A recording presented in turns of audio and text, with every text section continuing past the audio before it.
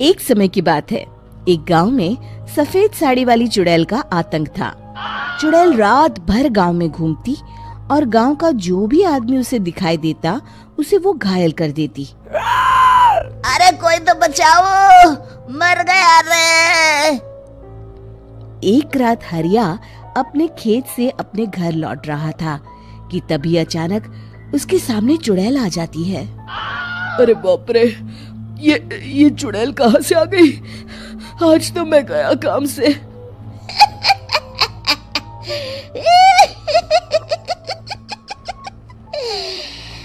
आज मुझे मेरा शिकार मिल गया।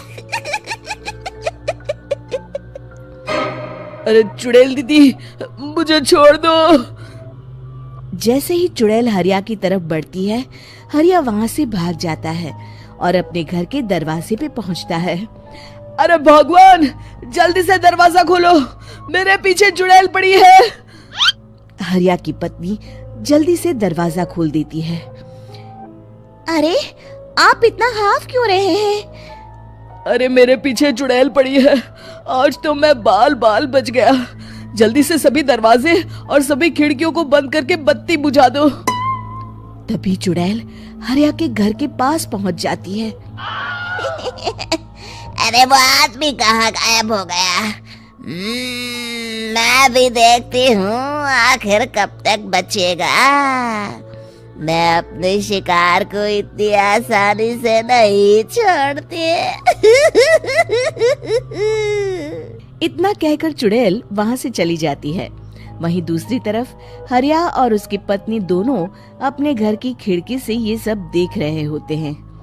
अरे बाप रे, ये तो बड़ी डरावनी चुड़ैल थी। अगले दिन ये बात आग की तरह पूरे गांव में फैल जाती है और धीरे धीरे लोग चुड़ैल के डर के मारे शाम होते ही अपने घरों से बाहर निकलना बंद कर देते हैं। कुछ दिनों के बाद भाई, मैंने तो इस चुड़ैल के डर के मारे रात को अपने खेतों को पानी देना बंद कर दिया है। कहीं मेरी फसल सूख गई तो मैं तो कहीं का नहीं रहूंगा। साहूकार का कर्जा कैसे चुकाऊंगा? अरे भाई, पूरे गांव वालों का यही हाल है। पता नहीं ये चुड़ैल हमारे गांव में कहां से आ गई। फिर एक दिन गांव के पास वाली नदी के किनारे एक बहुत बड़े तांत्रिक के आने की बात कुछ गांव वालों को पता चलती है। वो लोग जाके ये बात गांव के मुखिया को बताते हैं। मुखिया जी, नदी के किनारे एक बहुत ही पहुंचे हुए तांत्रिक बाबा आए हैं। हमें उनसे मदद मांगनी चाहिए। मैंने सुना है वो बड़े बड़े भूतों और चुड़ैलों को अपने वश में कर लेते हैं। मुखिया जी सभी गांव वालों को लेकर उस तांत्रिक के पास पहुंच जाते हैं। ओम फट स्वाहा, ओम फट स्वाहा। तभी तांत्रिक अपनी बंद आंखों को खोलकर कहता है, क्या बात है? तुम सब लोग यहाँ क्यों आए हो? मुखिया जी उस तांत्रिक को सारी बात बता देते हैं। अच्छा, तो ये बात है। और तांत्रिक अपनी आंखों को बंद कर लेता है। मैं देख रहा हूँ तुम्हारे पूर्वजों ने बहुत पाप किए थे, जिससे ये गांव अब श्रापित हो चुका है। उसी के फल स्वरूप तुम्हारे गांव में चुड़ैल आई है। ये चुड़ैल बहुत खतरनाक है, ये किसी को नहीं छोड़ेगी। हे भगवान, मर गए रे, अब क्या होगा? तभी गांव के मुखिया जी कहते हैं, बाबा, इस चुड़ैल से हम सबको बचा लीजिए। कोई तो उपाय होगा। इसका सिर्फ एक ही उपाय है।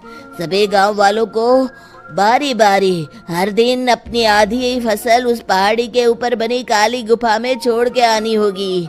तभी उस चुड़ैल की भूख मिटेगी और श्राप का प्रभाव खत्म हो जाएगा और तुम सब जिंदा बच जाओगे। सभी गांव वाले उस तांत्रिक की बात को मान लेते हैं और वहां से चले जाते हैं। फिर अगले दिन से रोज उस गांव के लोग बारी बारी से अपनी आधी फसल उस काली गुफा के पास जाकर रखाते। कुछ दिनों बाद हरिया की बारी आती है। बाप रे, आज तो मेरी बारी है उस काली गुफा में जाने की। क्या करूं, वो तो बड़ी खतरनाक चुड़ैल है। मेरे तो हाथ पैर कांप रहे हैं। फिर हरिया डरते डरते अनाज की बोरियां अपनी बैलगाड़ी में लाद देता है। तभी हरिया की पत्नी उससे कहती है, देखो जी, संभल के जाना और किसी भी हालत में शाम होने से पहले वापस आ जाना। उस चुड़ैल का कोई भरोसा नहीं है जी। हरिया बैलगाड़ी में बैठते हुए कहता है, भगवान, मैं क्या वापस आऊंगा? लगता है अब तो मेरी खबर ही आएगी। इतना कहकर हरिया वहां से चला जाता है। रास्ते में जंगल से गुजरते हुए हरिया की बैलगाड़ी का एक चक्का बड़े गड्ढे में फंस जाता है। हे भगवान, अब ये क्या मुसीबत है? हरिया नीचे उतर के पूरी ताकत से अपनी बैलगाड़ी को गड्ढे से निकालने की कोशिश करता है। बहुत देर मेहनत करने के बाद हरिया की बैलगाड़ी उस गड्ढे से बाहर निकल जाती है। हे भगवान, अब तो शाम होने वाली है। आज तो मैं गया काम से। जैसे तैसे हरिया काली गुफा में पहुंच जाता है। अरे मर गया रे, यहाँ तो चारों तरफ डरावना माहौल है।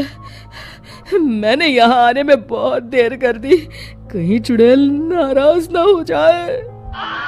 हरिया अनाज की बोरियां वहां रख के जैसे ही जाने लगता है, तभी उसे किसी के आने की आवाज सुनाई देती है। हरिया एक कोने में छुपकर अंदर देखने लगता है। चुड़ैल वहां आती है और फिर अपने चेहरे से नकली चुड़ैल का मुखौटा निकाल देती है। हरिया ये देख के हक्का बक्का रह जाता है। तभी चुड़ैल कहती है, भैया यहाँ आना, आज तो बहुत अनाज आया है। इसे मिलाकर अब हमारे पास ढेर सारा अनाज जमा हो गया है। कल ही हम इसे शहर में बेच आएंगे और माला माल हो जाएंगे। तभी अंदर से नदी के किनारे वाला तांत्रिक बाहर आता है। अरे, ये तो तांत्रिक बाबा है। हाँ, अब तो हम दोनों की जिंदगी मजे में कटेगी। गांव वालों को बेवकूफ बनाना इतना भी मुश्किल नहीं था। लोग तो तुम्हें सच में असली चुड़ैल समझते हैं। हाँ, तुमने सही कहा। अब ये गांव वाले चुड़ैल के डर से जिंदगी भर इस काली गुफा में अनाज पहुंचाते रहेंगे। अच्छा, तो ये बात है। ये दोनों पूरे गांव वालों को बेवकूफ बना रहे हैं। अभी जाकर सबको बताता हूँ। हरिया उन दोनों की पूरी बातें सुन लेता है और जल्दी से वापस गांव में आता है। गांव वालों को पूरी बात बता देता है। इससे पहले वो दोनों हमारा अनाज लेकर शहर जाए, हमें उन दोनों को पकड़ना होगा। उधर दूसरी तरफ नकली तांत्रिक और नकली चुड़ैल बनी औरत एक बड़ी गाड़ी में सारा अनाज लाद के वहां से निकलने की तैयारी कर रहे होते हैं।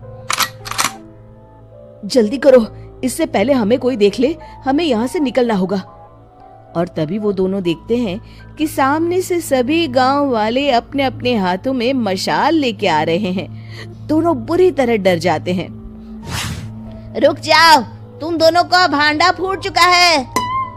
अरे मर गए रे, ये गांव वाले कहाँ से आ गए? तुमने क्या सोचा इतनी आसानी से यहाँ से निकल जाओगे? ये अनाज हमने अपने खून पसीने से दिन रात खेतों में मेहनत करके उगाया है। दोनों मुखिया जी के पैरों में गिर जाते हैं। हमें माफ कर दीजिए, हम दोनों एक नंबर के कामचोर हैं। बिना मेहनत किए पैसे कमाना चाहते थे। हाँ, अब हम आगे से मेहनत मजदूरी करके पैसे कमाएंगे। हमें कुछ मत करना, हमें छोड़ दीजिए। इतना कह के दोनों गांव छोड़ के भाग जाते हैं और सभी गांव वाले फिर से खुशी खुशी रहने लगते हैं। शिक्षा, तभी तो कहते हैं कि किसी भी समस्या का समाधान केवल सूझबूझ से ही करना चाहिए और कभी हिम्मत नहीं हारनी चाहिए। दोस्तों, हमें उम्मीद है कि आपको हमारी ये कहानी पसंद आई होगी। कृपया हमारे चैनल को सब्सक्राइब करें और सभी अपडेट्स के लिए बेल आइकन जरूर दबाएं। और हाँ, वीडियो लाइक और शेयर करना मत भूलिएगा। Bye bye.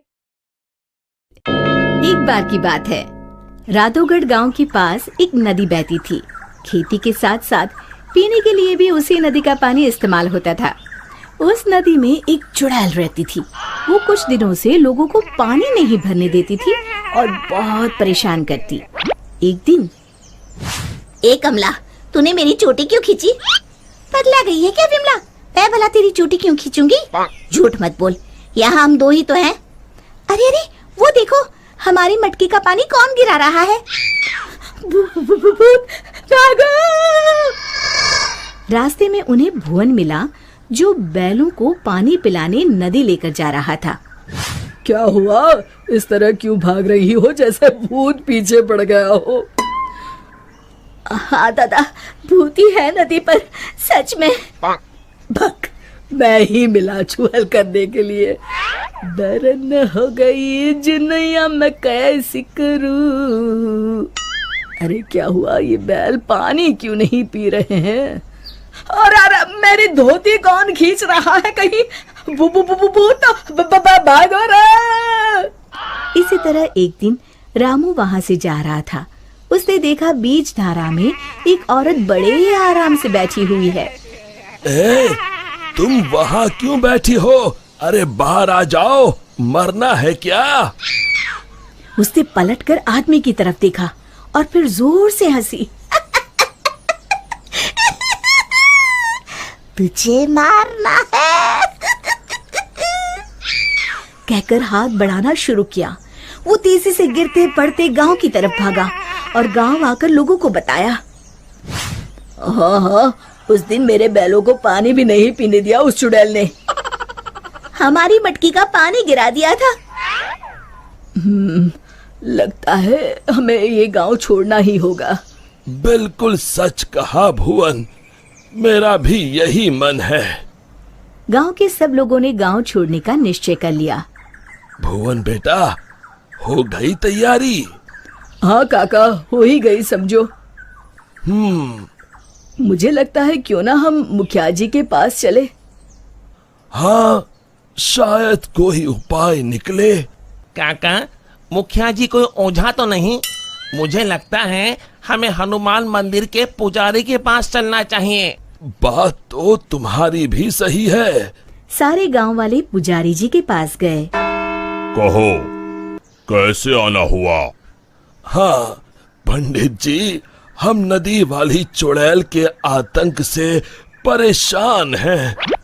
आए दिन उसका आतंक बढ़ता ही जा रहा है। मुझे तो लगता है हम सबको भी गांव छोड़कर भागना पड़ेगा। समस्या तो गंभीर है, पर भगवान दयालु है। अवश्य ही कोई उपाय मिल जाएगा। आप ही बताइए, क्या करना होगा? हमें एक हवन करना होगा। जैसे ही उस हवन का पवित्र धुआं उसे लगेगा, वो श्राप मुक्त हो जाएगी। पर चुड़ैल को हवन कुंड तक लाना असंभव है। असंभव में ही संभव छुपा है भुवन। तो हवन किया जाए। कल हस्त नक्षत्र है, कल ही ठीक रहेगा। ठीक है पंडित जी। आप लोग इस सामग्री की व्यवस्था कर लीजिए। मैं ब्रह्म मुहूर्त में वहां पहुंच जाऊंगा। हम सब भी पहुंच जाएंगे। हवन कुंड तैयार है, मैं जल लेकर आता हूँ नदी से। किसकी मौत आई है जो मुझे सोते ही जगाने चला आया? चुड़ैल जी, आप सोइए, मैं तो पूजा के लिए जल लेने आया हूँ। ये नदी मेरी है, इसका पानी भी मेरा, समझे? और हाँ, अपनी अकल को प्रसाद के जैसे बांटना बंद करो, समझे? पर क्यों चुड़ैल जी? क्योंकि मैंने ऐसे कहा। अब चुप, एकदम चुप। चुड़ैल जी, क्यों ना एक शर्त लगाई जाए, जो हारेगा उसे दूसरे की बात माननी पड़ेगी। बोलो, मंजूर है? तुम साधारण गांव वाले मुझ जैसी ताकतवर चुड़ैल से शर्त लगाओगे? चलो। चुड़ैल जी, पहले शर्त सुन तो लो। जितना तो मुझे ही है, फिर भी बता ही दो। अभी हम यहाँ नदी पर हवन पूजन कर रहे हैं, आपको उसमें आना होगा। उसके बाद हम सब गांव छोड़कर चले जाएंगे। और नहीं आई तो ऐसे ही रोज तुम्हारी नींद में खलल डालेंगे। ठीक है, पर मेरी एक शर्त है, मुझे कोई मंत्र सुनाई नहीं देना चाहिए। मैं पूजा में भाग नहीं लूंगी। ठीक है चुड़ैल जी, आप बस वहाँ बैठिएगा। चलो। गांव वाले चुड़ैल को देखकर डर गए, पर पुजारी जी ने इशारा किया तो वो शांत होकर बैठ गए। जैसे ही पंडित जी ने आखिरी आहुति आग में डाली और धुआं चुड़ैल की तरफ गया, वो जलने लगी और जोर जोर से चीखने लगी। बचाओ, मैं जल रही हूँ, बचाओ, कोई बचाओ, मैं सबको खा जाऊंगी, किसी को नहीं छोड़ूंगी, बचाओ। धीरे धीरे उसकी आवाज शांत हो गई। सब लोग सोच रहे थे कि चुड़ैल जलकर राख हो जाएगी, पर ये क्या? उस डरावनी चुड़ैल की जगह पर एक खूबसूरत परी खड़ी थी। वो मुस्कुराते हुए बोली, मैं एक परी हूँ। एक शाप के कारण मुझे चुड़ैल बनना पड़ा। आज आपके कारण मैं शाप मुक्त हो गई हूँ।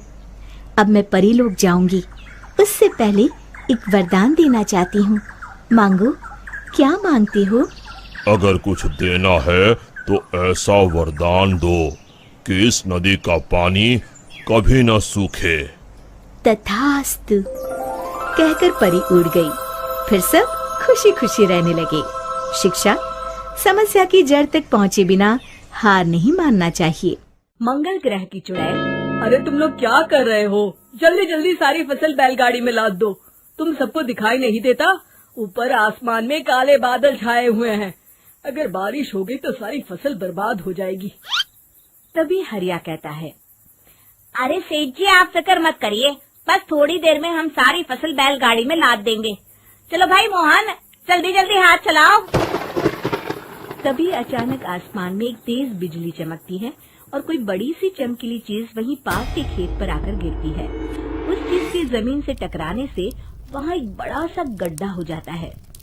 अरे बाप रे, ऐसा लगता है जैसे आसमान से कोई भयानक चीज नीचे गिरी है। हाँ, तुमने सही कहा, चलो चलकर देखते हैं।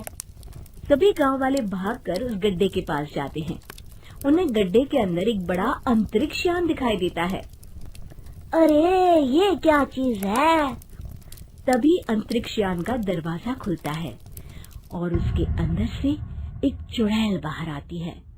चुड़ैल की नजर जैसे ही गांव वालों पर पड़ती है तो तुम लोग पृथ्वी के वासी हो? हाँ, हम लोग तो पृथ्वी के वासी हैं, पर तू कौन है? कहाँ से आई है? मैं मंगल ग्रह से आई हूँ।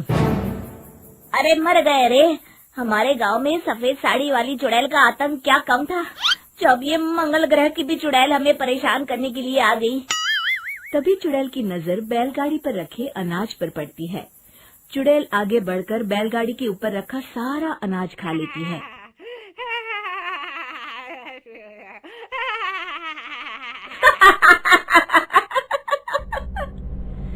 कितना स्वादिष्ट भोजन है पृथ्वी का, मेरा तो पेट भर गया।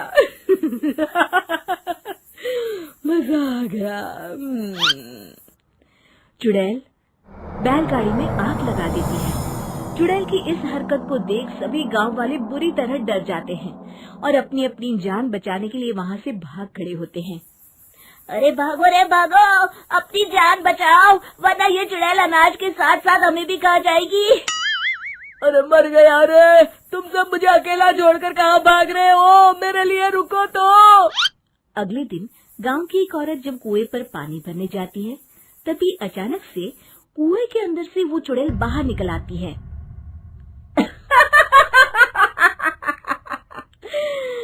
कितना मीठा पानी है इस कुएं का।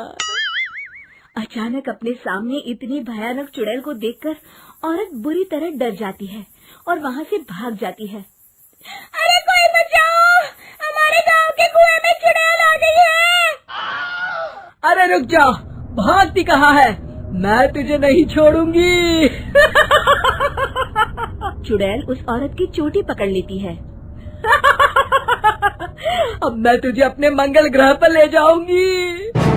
अरे तेरा सत्यानाश हो, मुझे कहाँ लिए जा रही है? अरे कोई तो बचाओ मुझे। अरे राजू के पापा बचाओ। चुड़ैल उस औरत को लेकर वहाँ से चली जाती है।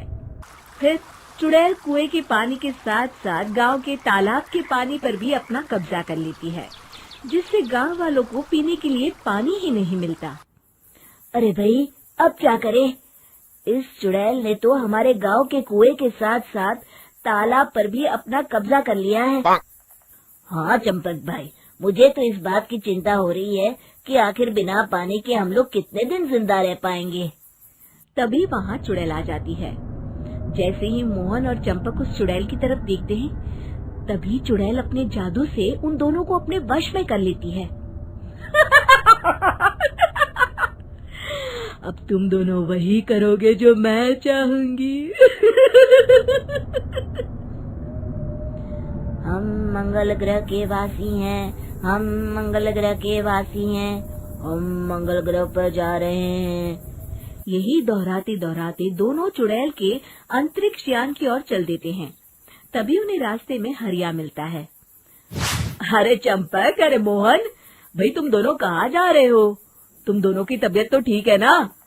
और ये तुम दोनों क्या बड़बड़ा रहे हो?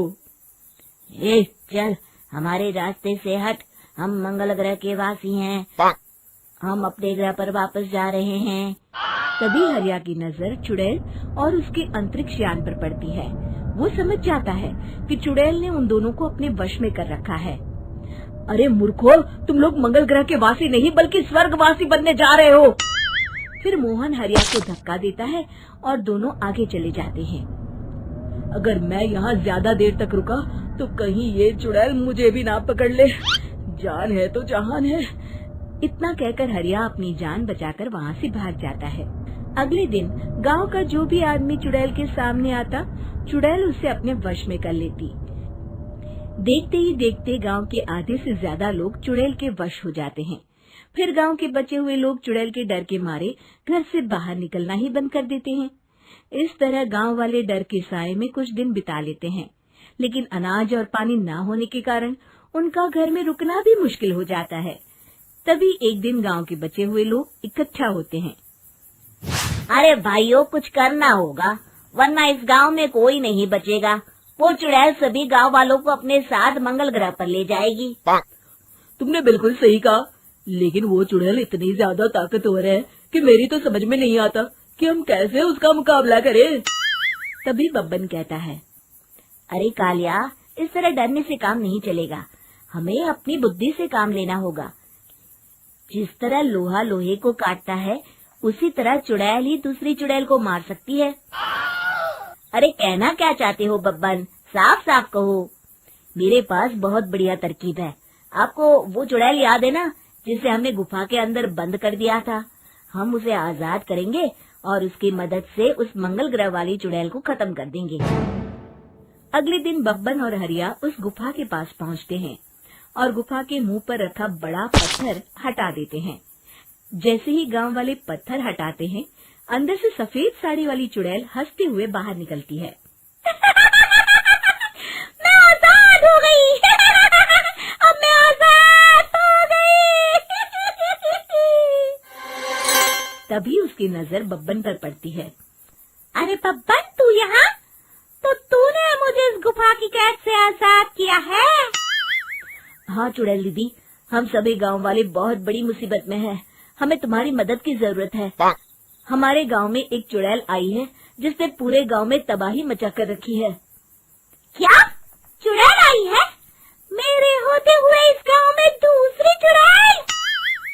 हाँ दीदी, वो मंगल ग्रह से आई है। बहुत ही खतरनाक चुड़ैल है वो। अरे तू चिंता मत कर बब्बन, मैं किसी मंगल शनि ग्रह की चुड़ैल से नहीं डरती। तू सिर्फ मुझे उस चुड़ैल के पास लेकर चल, फिर देख मैं उस चुड़ैल को कैसे सबक सिखाती हूँ। देखते ही देखते वो चुड़ैल एक भयानक रूप धारण कर लेती है।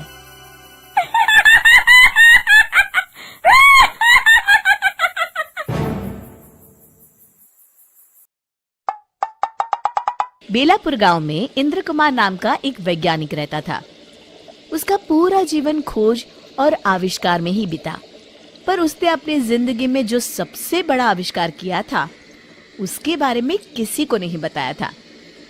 जब उसे ये एहसास हुआ कि अब वो ज्यादा दिन जिंदा नहीं रहेगा तो उसने अपने पोते को बुलाया।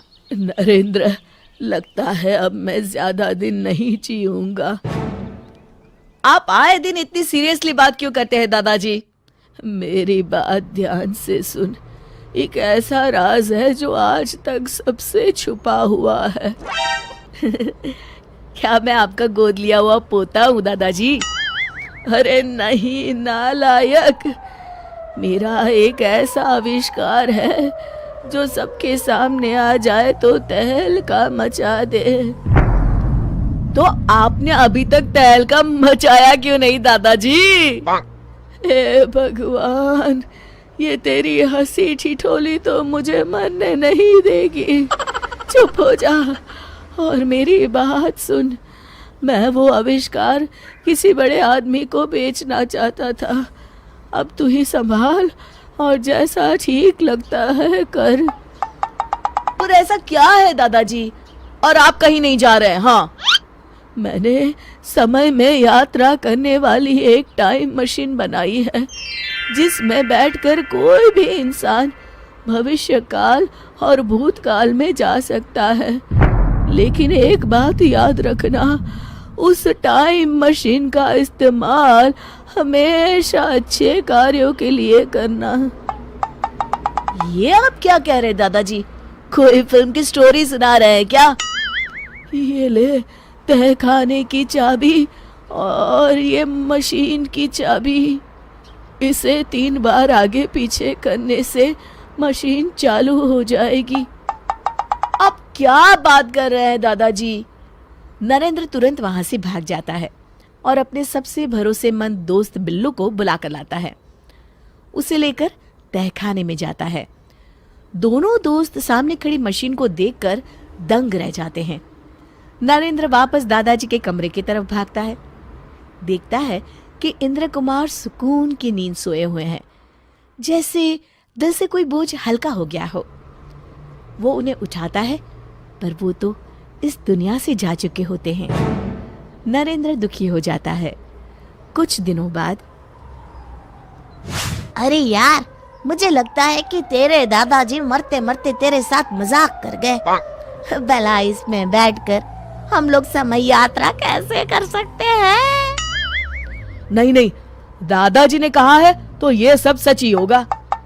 अगर ऐसी बात है तो क्यों ना हम इस मशीन का इस्तेमाल अमीर बनने के लिए करें? पर दादाजी ने कहा था इसका इस्तेमाल अच्छे कामों के लिए ही करना। अरे तो हम कौन सा किसी का बुरा कर रहे हैं? अपनी भलाई करने में क्या बुराई है दोस्त, बताओ तो जरा। बात तो सही है। बचपन में मैंने दादाजी को किसी से कहते सुना था कि हमारे गांव के पास वाले जंगल में आज से 50 साल पहले कुछ डाकू एक बड़ा खजाना छुपाकर चले गए थे। लोगों ने उस खजाने को बहुत ढूंढने की कोशिश की, लेकिन वो उन्हें कभी नहीं मिला। तो हम इस मशीन में बैठकर समय में 50 साल पीछे जाएंगे और जंगल में गड़ा हुआ वो खजाना लेकर आ जाएंगे।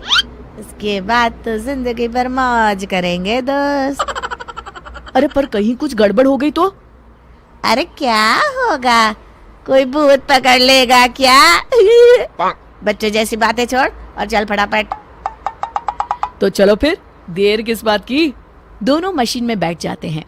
नरेंद्र मशीन शुरू कर देता है और देखते ही देखते वो सालों पीछे जाने लगते हैं। लगता है हम दोनों पहुंच गए हैं। अरे ये क्या, सामने से कुछ डाकू आ रहे हैं। ओह, मतलब ये डाकू मंगल सिंह अपने आदमियों के साथ खजाना लेकर आ रहा है। सुनो, अब जल्दी से इस पेड़ के पास सारा खजाना छुपा दो। हाँ हाँ सरदार, किसी को कानो कान खबर नहीं होगी कि हमने सारा खजाना कहाँ छुपा रखा है। अरे अब तुम लोग खड़े खड़े मेरा मुंह क्या देख रहे हो? जल्दी से खुदाई शुरू करो। हे भगवान, इतना सारा पैसा! हे भगवान, इतना सारा पैसा और सोना! बिल्लू का मुंह खुला रह जाता है। अरे मुंह बंद कर ले, मुंह में मच्छर ना चला जाए। और कहीं गलती से आवाज निकल गई ना तो ये मंगल सिंह हम दोनों को ही मच्छर की तरह मसल देगा। डाकू जमीन में खजाने से भरा बक्सा गाड़ देते हैं। हमारा काम हो गया है, अब यहाँ से चलते हैं। चलो फटाफट खजाना लेकर यहाँ से पहली फुर्सत में रवाना होते हैं।